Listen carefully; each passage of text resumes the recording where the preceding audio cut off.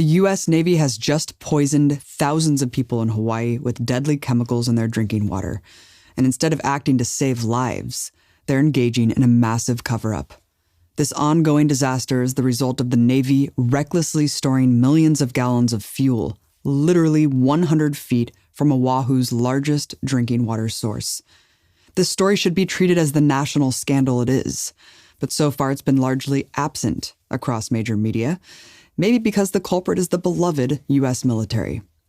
Before we get into it, watch the man who's been sounding the alarm for years, Hawaii Board of Water Supply Chief Engineer Ernest Lau, at a press conference on December 3rd, right after he was forced to shut down the island's essential aquifer.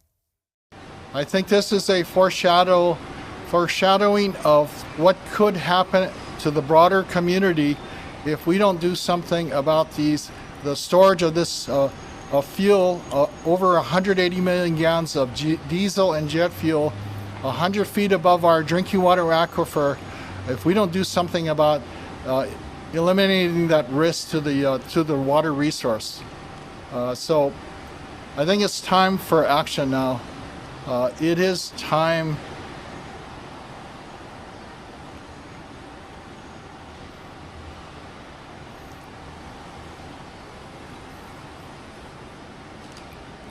We cannot wait any longer.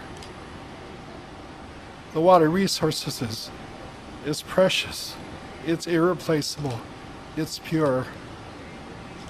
There is no substitute for pure water, and our lives depend upon it. So I would urge the decision makers and the Navy to take action immediately to take away this risk from our vital water resources there. You know, I can't even imagine what was going through Lau's head at that moment, knowing that despite how quickly this current leak is cleaned up, there are already untold amounts of people who could suffer and potentially die from the toxins they've already ingested. Petrochemicals in drinking water are notorious for causing leukemia, miscarriages, and devastating birth defects.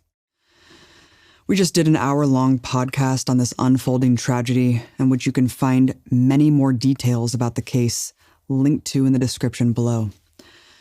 So this is all happening at the Red Hill Fuel Storage Facility, owned and operated by the Navy, where since World War II, about 200 million gallons of fuel have been stored in the same rusted-through metal tanks, right on top of this precious and irreplaceable water source.